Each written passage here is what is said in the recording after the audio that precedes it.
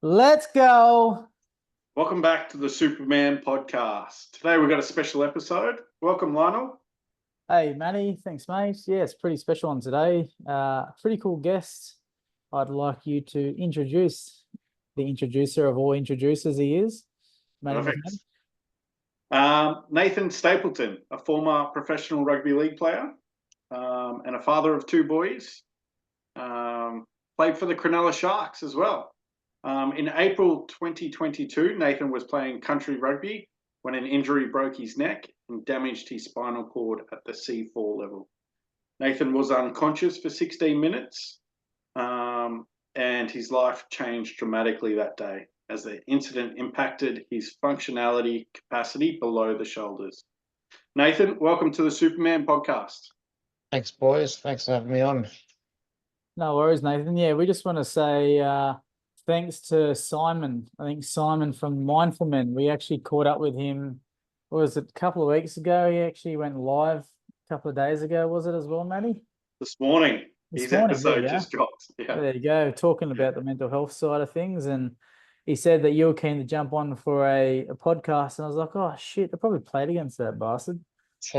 Playing at Newtown. Well, I think we played against them while there. So, yeah, thanks for jumping on, mate. Have you done many podcasts recently? Mate, I've done a few. Like a few performance-based ones and some more mental health awareness ones as well. So I jumped on with Simon back in the early days when the injury first happened. I'd done a lot through there, so it's been a while. So excuse me if I'm a bit clunky. No, right. You got a voice for radio anyway, so yeah, thanks for jumping on, mate. You said we'll just shoot through, just going through pretty much getting to understand you, where you grew up, how you sort of come into the footy fold, what life was like living in the big smoke, how you found living in NRL, and try and relate back to some sort of the finance side. Our podcast is the Supermen Podcast, so we're two financial planners that talk about finance and money. So, but we don't have to talk about. But yeah, let's just go through that. So, tell us a bit more about you. Like, if people don't know much about you, tell us about where you grew up, what life was like at the start of the life growing up, and what was your view on money, and what was the view in your household on money?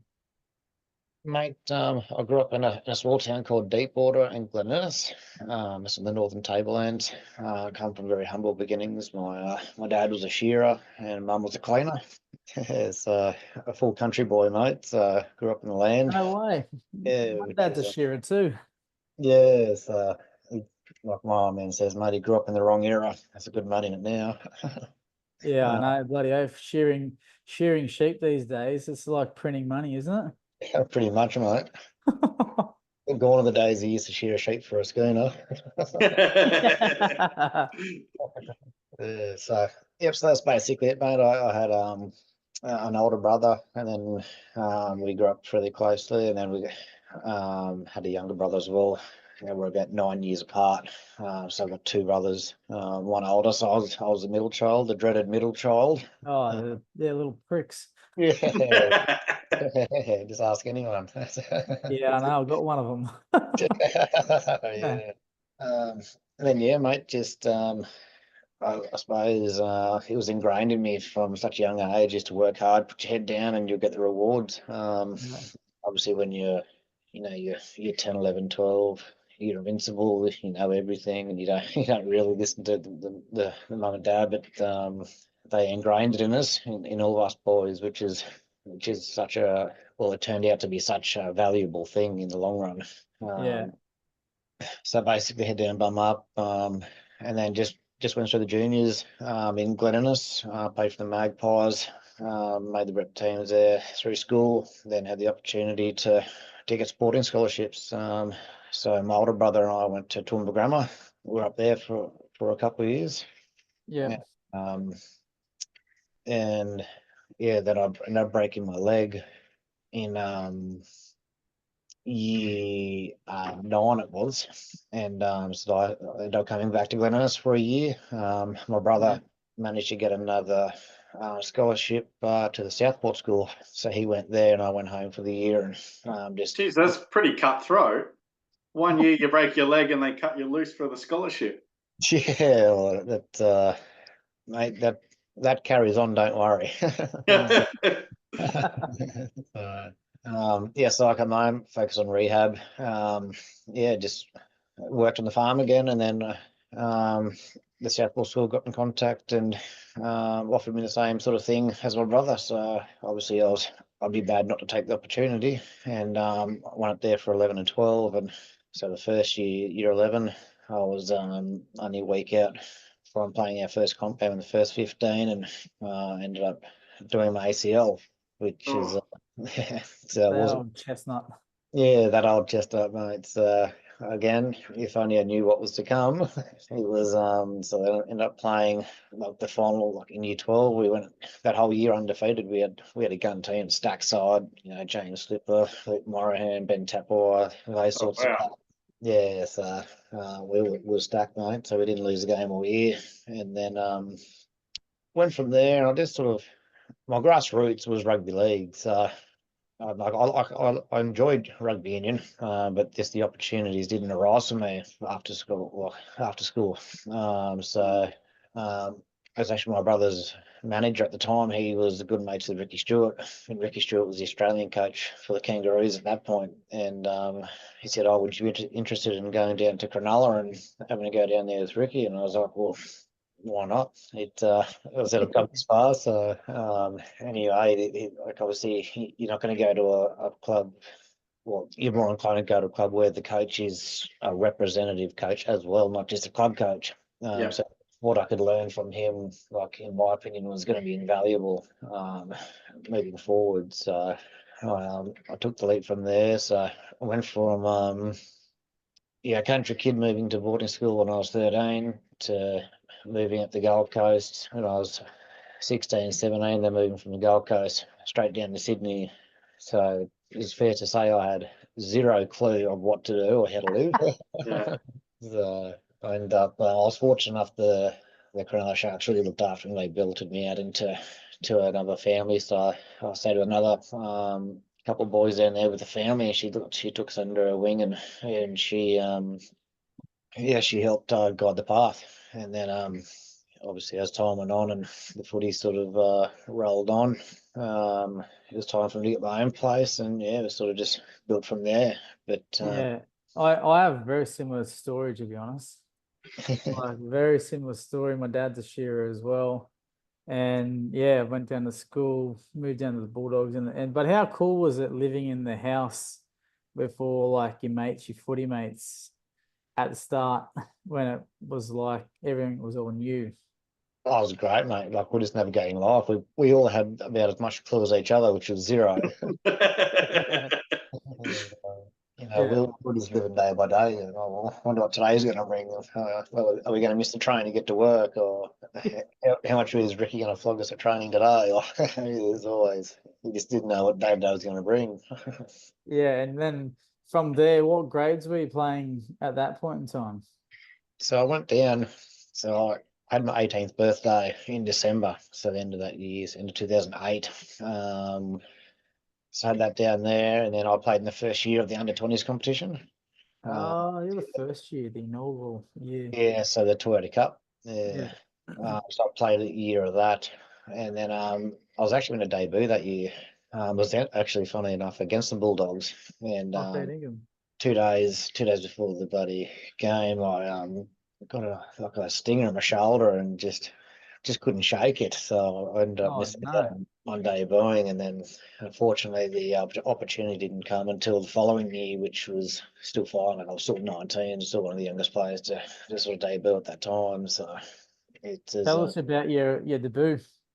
Can you Oh, remember mate. it like yesterday, or was it like did you know the lead up to it? What was it like? What was the feeling like? A little country boy from Glen Ennis moving all the way down to Sydney, and then he's in the big smoke. I'm playing on the big time. Oh, mate, I was just happy to be in Sydney from where I was. So it was. I was already stoked just to be where I was, and then it was a bit of Well, it was like smooth and not smooth. Like I went from playing centre in the under-20s, then I went and played. This was like the week before, and then 2 weeks before, so I played in the centres for the under-20s, and then I went and played reserve grade at centre, and then Ricky Stewart came in at half time and said, "Oh, Stape, I think I might just play at fullback for 20 minutes," and I was like, "Sweet, mate! Like I've never played fullback in my life as a rider." Yeah, go for it. Like, what can go wrong? So anyway, so I played 20 minutes, and well, I thought I played fairly ordinary, to be honest, because I was like, what do I do? Where do I go? What do you mean support? What's that mean? Like, yeah, so throw in the deep end, and then then the following week goes, "Oh, you're gonna debut, mate, but you're gonna debut at fullback." So I've gone into my NRL debut with 20 minutes of fullback under my old belt. Far out. And it was a local derby, so it was Oh, geez. Who was that against? St George at home. Oh, geez. Yeah, so packed crowd, packed stadium, mate. Did And you win? no, Nah. didn't win that game, but I do remember as soon as I come on, Jamie Soward says, "Get ready," and I'm thinking to myself, "Oh man, Oh, that doesn't sound good, does it? no." When he So says that, it'd be in the putting you first, under all sorts of pressure. that's it. The first opportunity he got, he put this spiraling freaking bomb up, mate, and I'm just going, "Oh, if basically I said to myself, if I don't catch Ricky's going to hook me," so I had no choice. And, yeah, so but that once I got that first bomb out of the way, mate, I just sort of went into the game. I just enjoyed it every moment of it. Like it was, packed crowd. You could like packed stadium, local derby. My family were there, partner Yeah, was there. amazing. It was just a dream come true, basically. Like like I said before, I was just happy to be in Sydney for that reason. Yeah. So anything after that for me was a blessing. Yeah.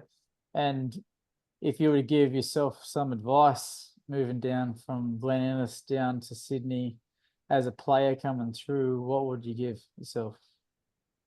Oh, mate, don't be scared. I was timid, mate. Obviously, it was such a new thing. Just take everything in your stride, take everything as a lesson, learn, and keep moving forward. Yeah, that's brilliant. Yeah, the opportunities that you're faced with in the early years of your career, you just sort of don't really know where you're going to lead. And then when you're looking back on it, like, oh shit, I was at that point in time. You just sort of just got to take those opportunities, don't you? And just Yeah, take it in your stride, like you said, and have a good red hot crack because it doesn't come around again. no, that's right. Like an opportunity can be a missed opportunity, and you'll never get it back. So you need to utilize it while you can. Yeah. What And about Ricky Stewart at that time? 2008, 2009. Everyone knows Ricky's got a bit of a spray in him. How was his relationship with you and his coaching style and leadership around that time? Mate, Ricky would be one of the most competitive people you'll ever meet in your life, which is such a great thing. Like because he just brings like what comes of that is passion and just dedication. So he was just there for the common cause. He wasn't there for individuals. He was there for everyone, for the club, like for the greater picture. In terms of how he treated me, mate, I can't fault him, mate. He to be honest, mate, he's probably the only coach that's been true to his word. Like he always said to me, he said, he pulled me aside there one day and said, "Stay up, if you work hard and you rip in, I'll give you a shot." And anyway, so when the likes of Ricky Stewart tells you that, yeah, mate, Rip in. you rip in, mate, and Yeah. and he rewarded me. Like he was firm but fair. Like if I messed up, obviously, obviously I heard about it quite a lot. Yeah. But but on the other spectrum, if I done something really good, like he'd be full of praise, nothing but praise. He had a really good balance. it's probably good from a country kid like yourself coming down to Sydney. It's like you everything's really sort of like black and white and transparent. So if you're doing good, tell me how good I'm doing. If I'm doing bad, tell him what I'm doing bad. Where a lot of people just beat around the bush and talk shit. 100%. And that would have been probably the best thing, to be honest, if I'm just thinking about it out loud now. It's like that'd be the best sort of person to sort of be under Oh, definitely. training from. Yeah.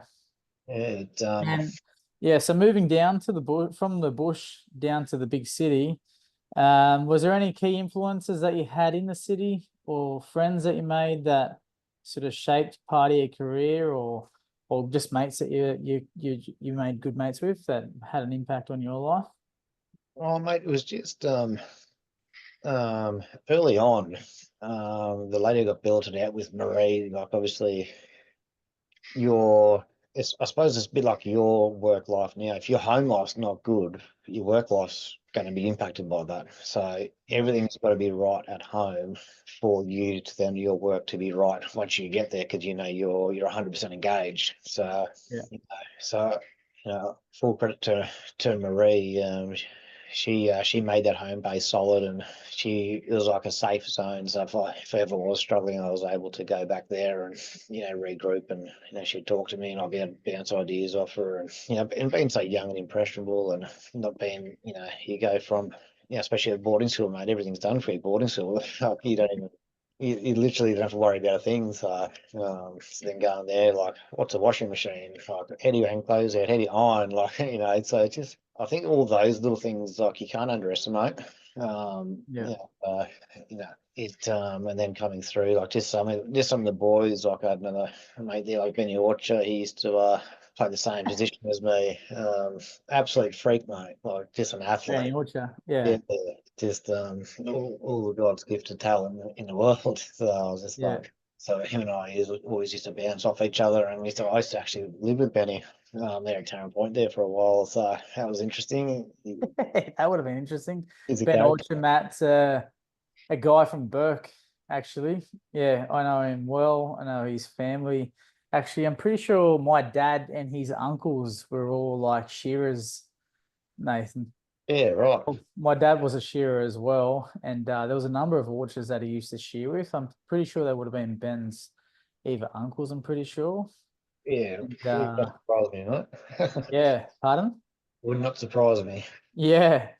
So, but yeah, he was just a naturally freak player going down to Sydney, Aboriginal guy that just had like the gift of the gap. They just could do anything with the ball, fast, electric, read the game pretty well. Yeah. But he ended up going home pretty early, didn't he? Like what ended up happening with his time? Yeah, he sort of, once under 20 sort of he finished up pretty much. He played a bit of New South Wales Cup there for a little bit. But yeah, I think he's a family man, Benny, so I think he just missed his family and just wanted to Yeah. get his grassroots. Yeah, big time. Yeah, he was actually playing around with the Burke team at the Koori Knockout recently in Newcastle. Not Newcastle, in Bathurst there. The Burke team went all the way up to the quarterfinals. They were up the top Yeah, four. right. So Yeah, good. pretty impressive for a little small country town of not really big name players playing against all these guys that are playing regular first grade. So pretty good. Big shout out to the boys out in Burke and the Burke Warriors team. Done Yeah. well. So yeah, well, one of the things that I always wanted to talk about was, especially with like a player that's been down to Sydney from, what was the viewpoint on money in as a player? Because I know the players that was hanging around with the Bulldogs, they did not really spend it real wise. They spent it at the tab, always at the tab or at the leagues club, pressing it away, and I'm like, man, they were making pretty decent money at that point in time, and they just getting paid from month to month, just slapping it all the time. So, what was your experience like that with that?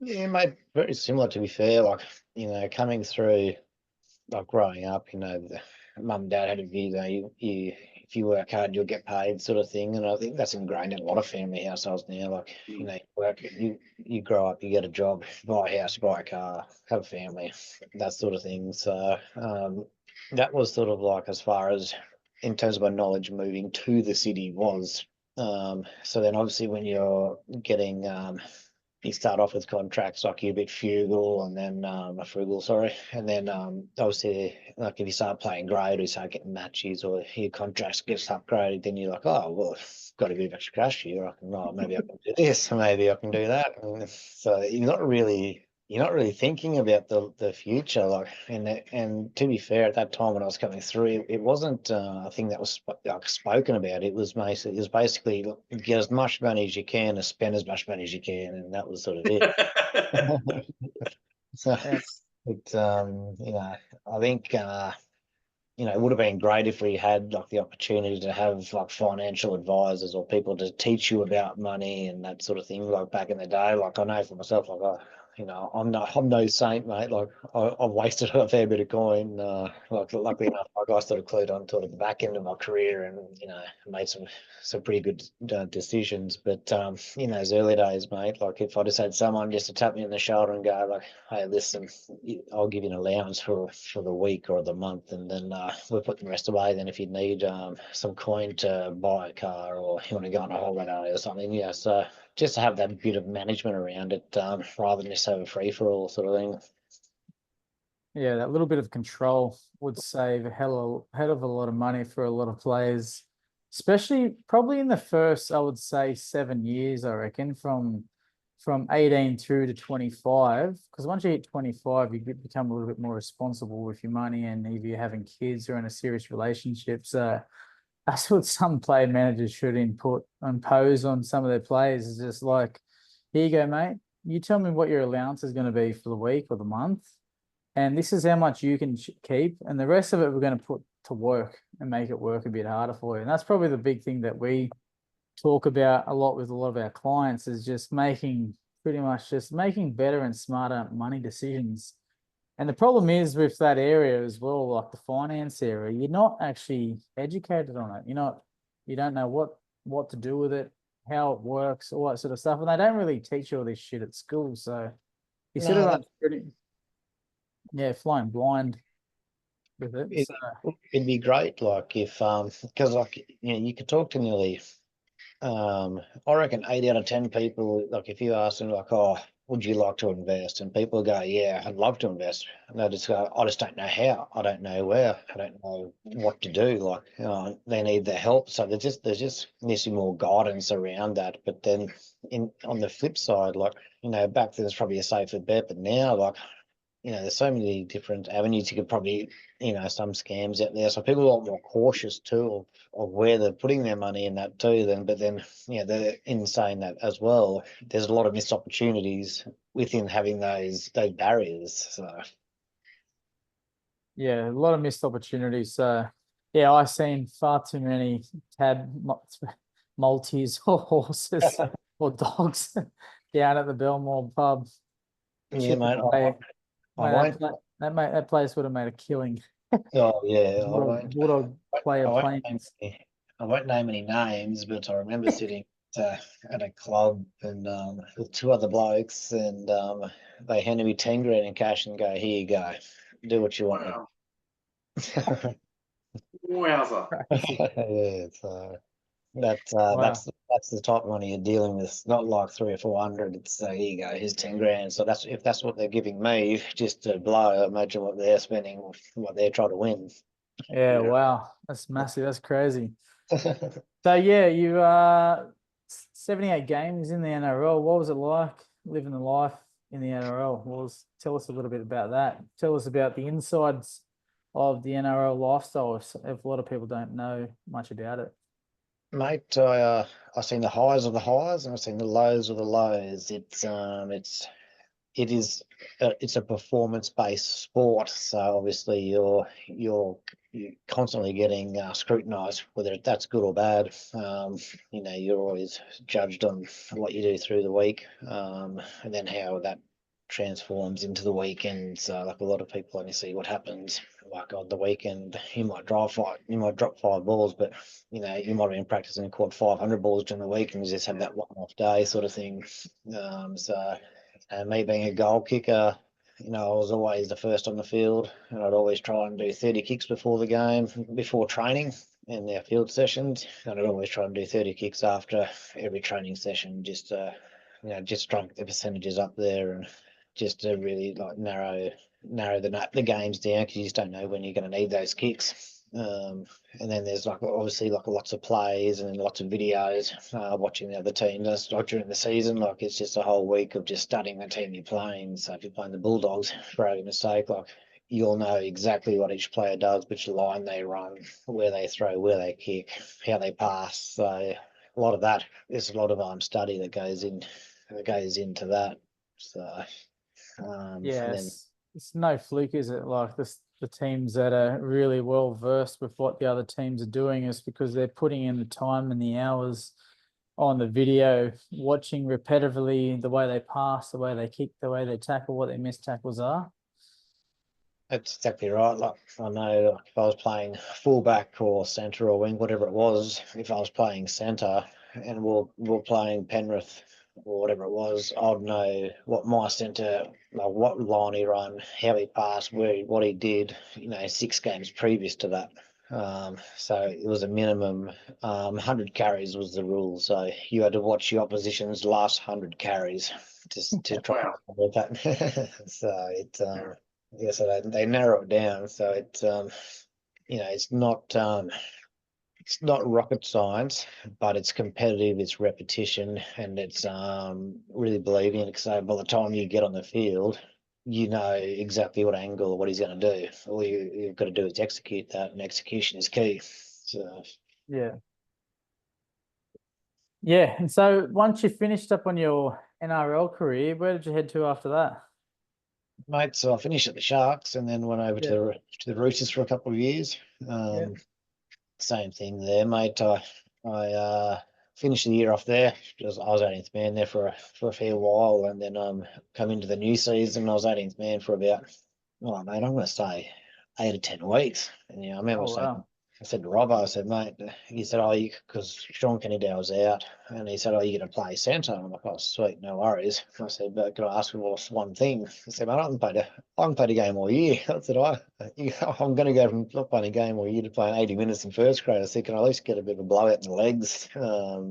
Just this week, even if it's only like half a game or 20 minutes, just so I can get a bit of miles under my legs. He goes, yeah, all right, no worries. And we're playing Cronulla out. Can't remember what it was. It was a away game somewhere.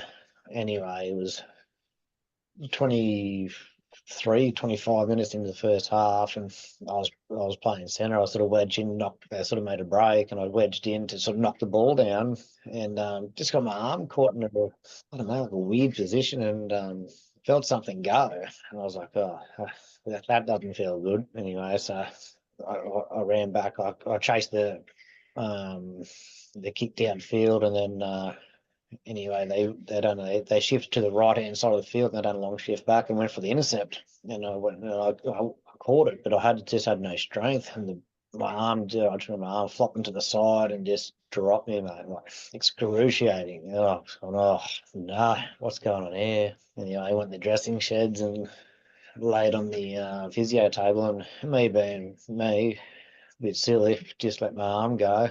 Fell off the side. I didn't have a pec muscle to catch it, so ended up rolling off the bed. Going, oh no! So the only thing that caught me that day was the ground. So that's that buggered that plan up. And I was going to retire after that. Because I said to my partner at the time, I said, oh man, I'm done with injuries. I had 4 knee reconstructions on the same leg, and now this happened. I'm just going, oh, no more, can't do it. And anyway, again, me being me, had a mate was playing for the London Broncos over in London, and he said, "Oh, we're looking for a 1, 2, or 3," and I was like, "Oh well." The plan was to go travelling anyway, so I was like, well, I may as well go over, get paid and travel and have a good time. So, I went over there, and the pec healed up really well, come good. And then, so I went over there. I was playing up with Western Guama. James Head ended up playing up there for a few games. And we're just playing. It was a trial match. It was against an Aboriginal team come from Australia. Anyway, I just took a scoot out of dummy half and went to step on the inside of this bloke, and my knee just went, mate, and I'm going, oh no. and The so same knee. the same knee, mate. Oh, Anyway, so I got up and usually I can just brush things off and I'll just play on and get to half time or get to full time and that'll sort of be it. But mate, this one buckled me. I couldn't. I was hobbling off the field like an old grandpa. And anyway, so scans a week later confirmed it, and then into surgery, and then I said to the missus, "Well, that is it. There's no more now. That's I've had enough." What So, number was that? that was number 4. 4 ACL reconstructions. Yeah, and so Jeez. just done rehab, and then we just decided to go travelling for a bit. So we finished up there and done Europe for about 8 weeks. Yeah, wow. What do they feed what do those country boys drink in the water out there? Because I did 2 friggin' ACLs. Oh, mate. And I Probably, said if I do a third one, I said that's it, no more for me. probably when Dad's got me shearing sheep at 12 years old. Yeah. Bouncing off a sling, I would say. That's right. So yeah, what was it like living over in the UK, traveling around Europe for a bit? How long mate. was that for?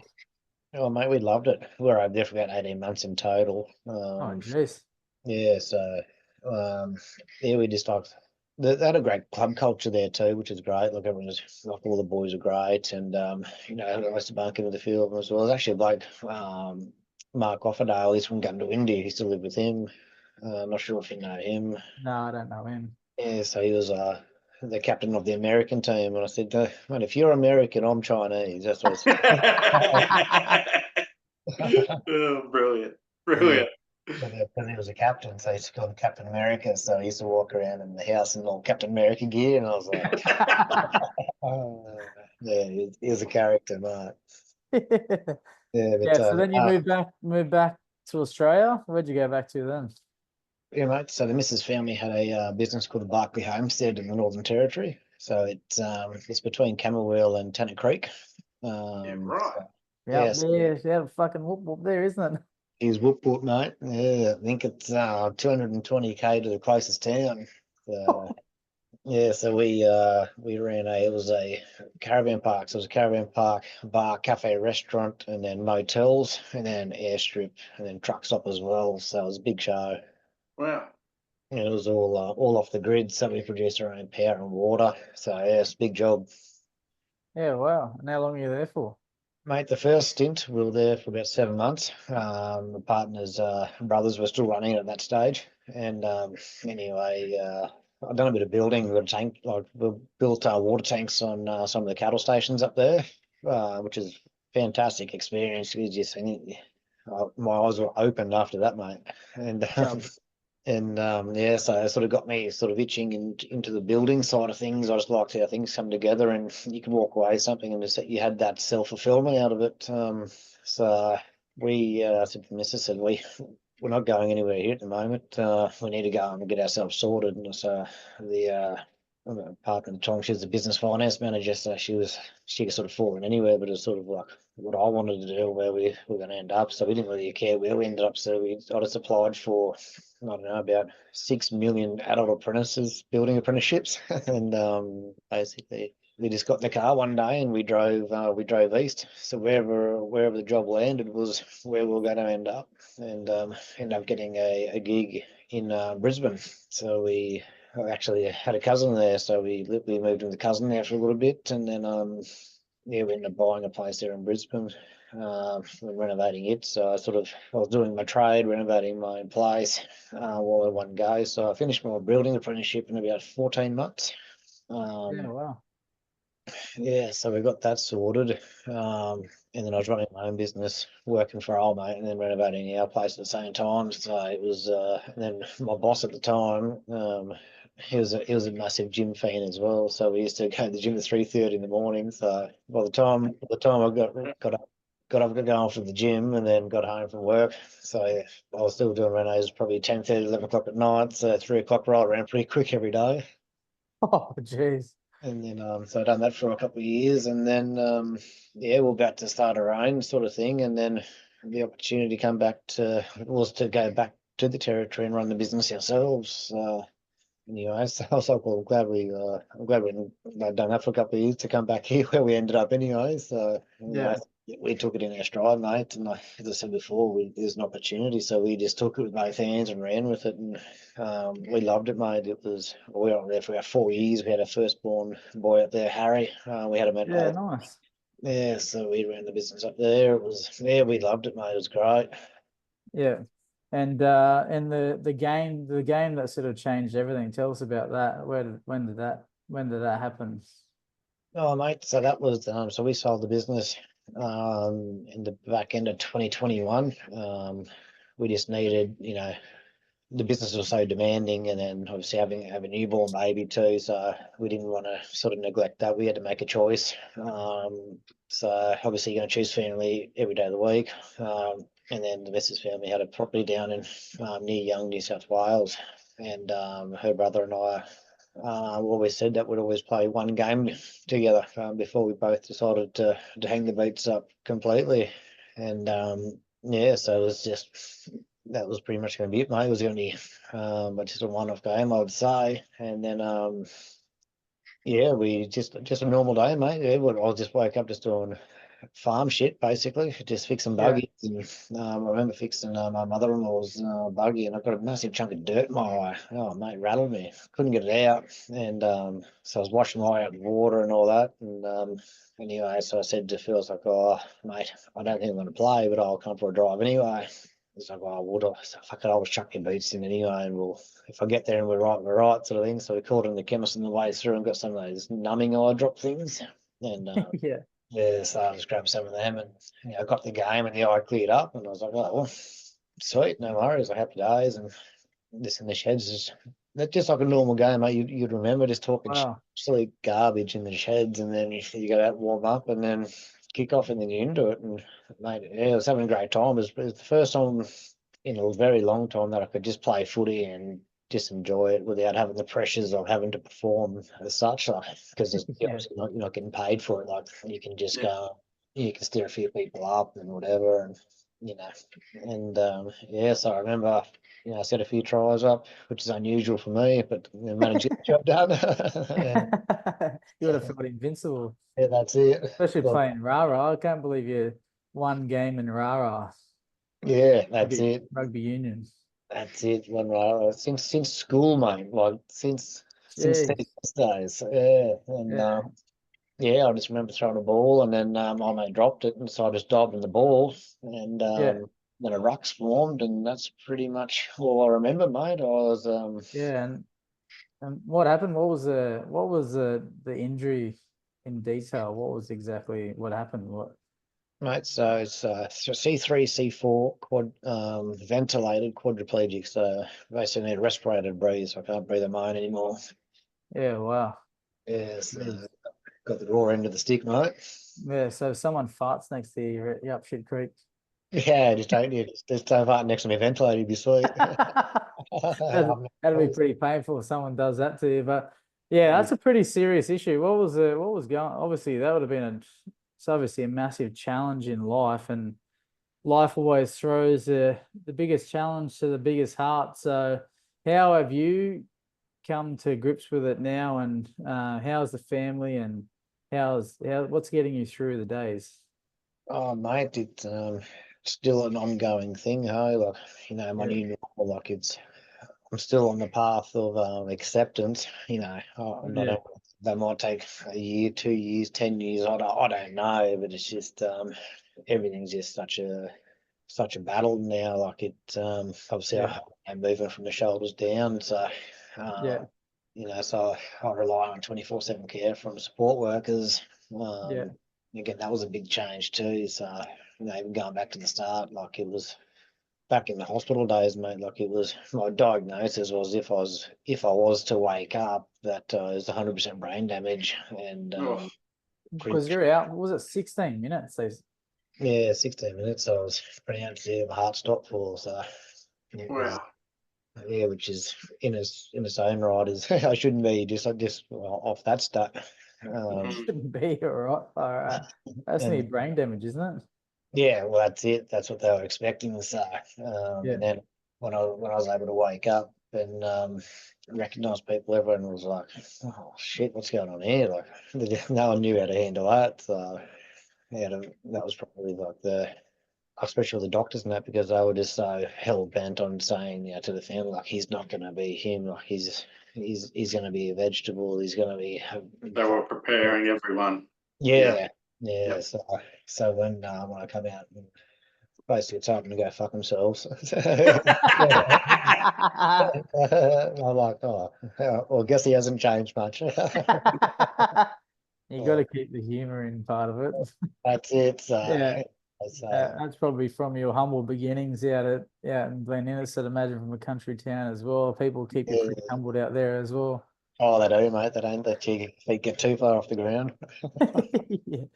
And so, what's life look like here now? You've got two boys, which is pretty nice to see. Matt's got two boys as well, actually, around the very similar ages, aren't they? What are your boys, Nathan? How old are 2 and 4. they? There you go. Yeah, I'm on a 2 and 4 as well. There you go. I knew it was close. I got little Harry and little Charlie. I've got. Mate, I've got Harry and Angus. There you go. Yeah. Yeah. How close Crazy. is that? Yeah, so, but no, mate, life now, it's just like, there was just so much negativity around, it's easy to get a chip on your shoulder and you get down, Yeah. and, like, I think that's just a natural thing. I think anyone would go through that, but I just start seeing the other spectrum of it. I had a lot of people like, I could have brought a lot of people down with me, which I didn't want to do that. Like, I needed my family to be strong. I wanted to still, have things to look forward to. Like, I was still here, mentally, I was still here. Like, physically, like, obviously, a lot more dependent on everything now. But it was, first of all, like, it was, I went from living with all the boys in the younger days, and you always like your own space. I was a fairly private person, then having strangers to come in and to give you a bath and shower and get you out of bed and dress you and feed you. So that was a big adjustment. Just coming to terms with that, just knowing you couldn't do it. But then on the other spectrum of that, then I had to sort of think, well, what an opportunity I have to make some more great mates and bring them and be a part of the family, and that sort of things. And then when the accident happened, my wife was 7 months pregnant at the time. Oh wow! It was only just a memory popped up my computer here the other day. It was actually our second Angus. He was his. We went in to check on how he was going. His heart rate was on that little monitor, and you could hear it. And I looked at the date, and it was 6 days before my accident. So yeah, wow. Yeah, so that was a bittersweet thing, I suppose. Like, my whole life's a bittersweet thing. Like, my Angus, or my two boys, just won't. They won't ever know the full gratitude of what they've pulled this family through. Like, their just their presence has formed this family, and got us through such a traumatic and terrible time. But we've come out, and my boys are so special, mate. I've got the best boys in the world. No offense to anyone else out there, like like, I roll down the street and kids stare at me, because that's what kids are good at. They like making you feel uncomfortable. It's one of their master traits. And but mate, my kids are running up and they're jumping on me and tipping water all over me. And they get into you, do they? Yeah, mate, they're rough boys.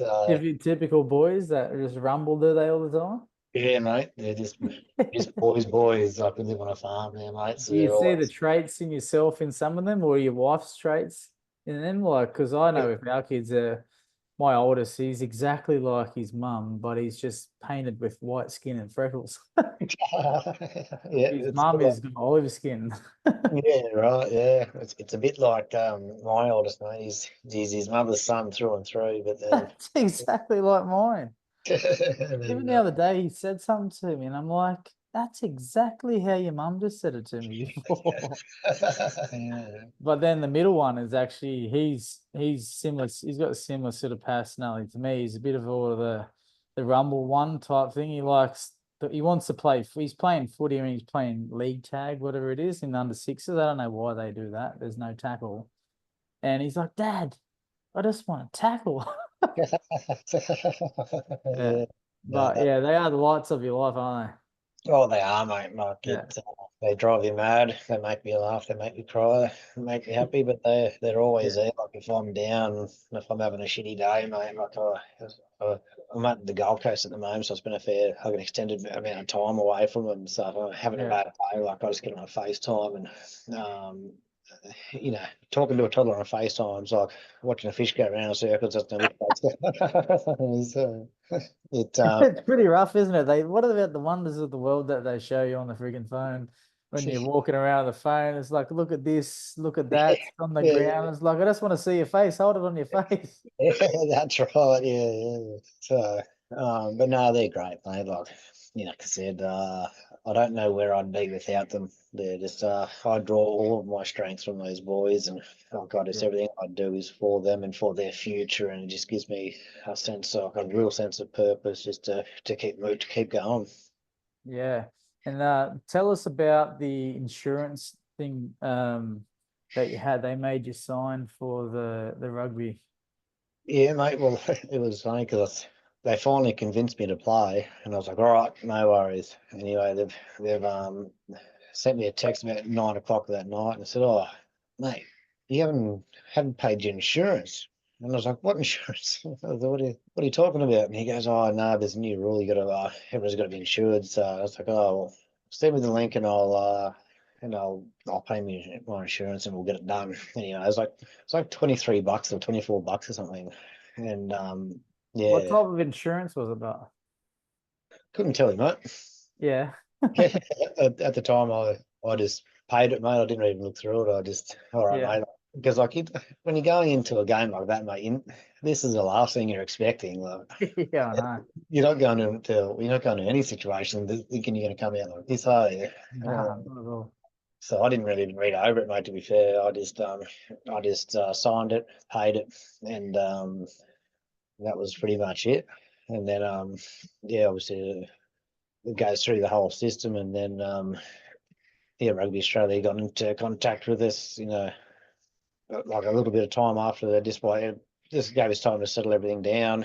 Everyone gets thinking a little bit clearer, and then like we're entitled to a payout, which, mate, without that, we would be, yeah, I don't know where we'd be. We wouldn't be where we are anyway.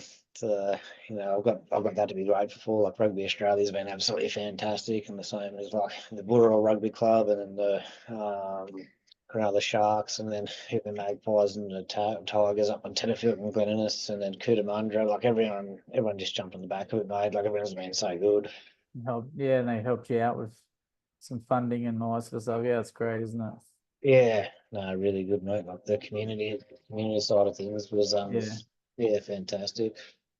Yeah, we can't stress how important the insurance piece is for not only just like everyday Australians, but really importantly for like fathers, dads, parents, you know what I mean? Anyone that's got little kids that you're responsible for to support for over the next 18 or 21 years, then it's really important to have this area sorted. And yeah, luckily that you did pay for some of that insurance to help you out. So it would have made, I bet it would have been a bit of a lifesaver. Oh, it was definitely, mate. Yeah, like when you're in hospital, mate, all you want to do is get out of it, and then we're at a point we're going, well, where are we going to go? We've got nowhere to go. So Yeah.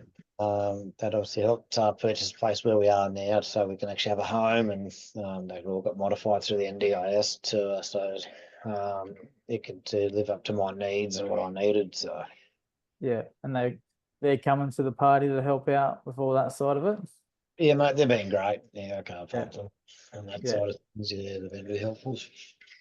yeah. We see it from the other side sometimes where it's been a bit of a rule that system, but it's always nice to see that people like yourself are actually being looked after and getting the right support around that or the need that you need with your sort of type of disability.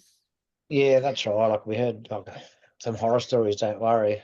Yeah, Um, everyone's like just kept like preparing us, like get ready to go to battle, like get ready. But we had a lot of like a fair bit of help in that manner as well. Like the hospitals, feel like we had support workers in the hospital, which took a lot of pressure off actually, which were great. Yeah.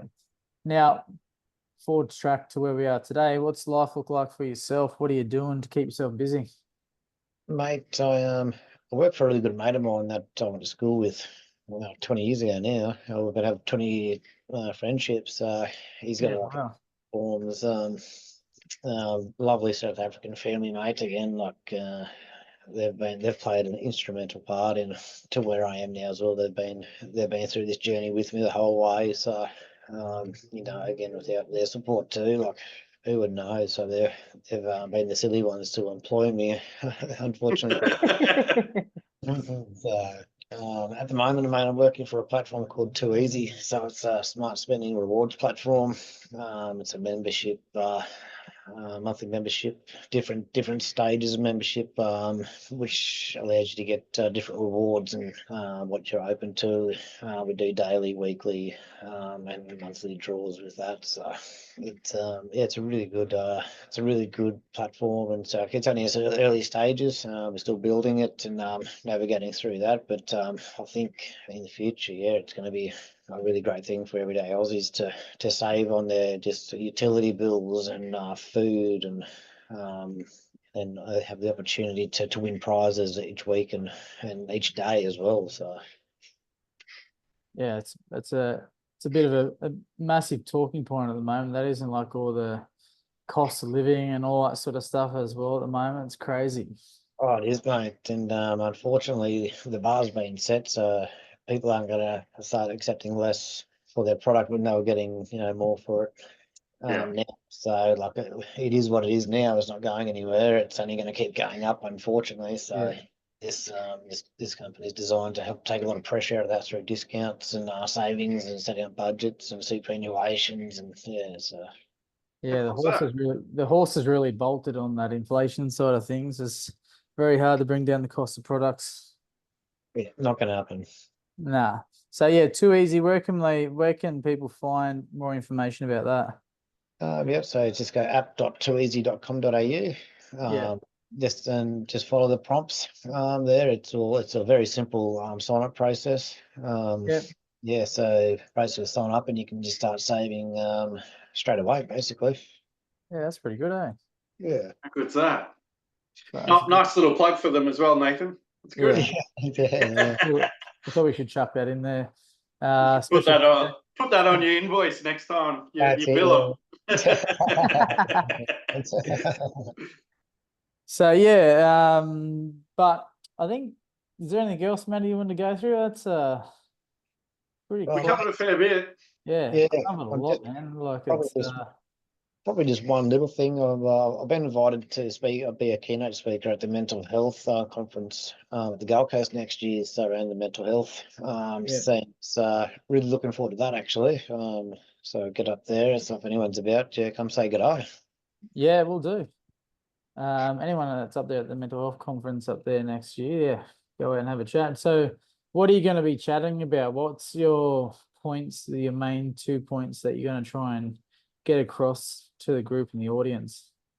Mate, I'll probably put a little bit more polite than this, but really good things happen and really bad things happen. But no matter what, you got to wake up the next day, put your fucking boots on and go back to work.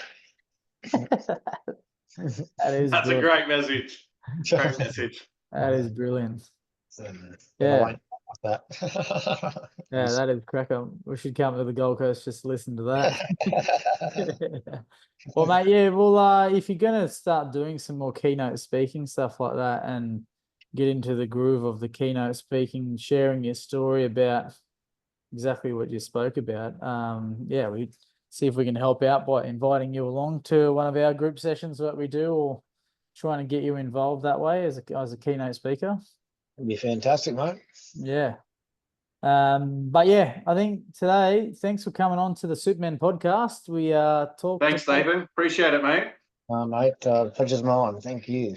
No worries. Well, I think we'll wrap it up there. I think if you've enjoyed this podcast, listeners, make sure you're sharing it around. Make sure you're jumping on to Too Easy with Nathan's subscription sorted to win yourself some prizes. And in future, if anyone else wants to listen or jump on for a podcast as a guest, or has any sort of topic that you want covered in the financial side of it, please share with us at the Supermen Podcast Instagram page, or jump on and send me an email at lionel@purposeplanning.com.au or Matt at info@newcastleadvisor.com. See you guys. Take care. Thanks for jumping on.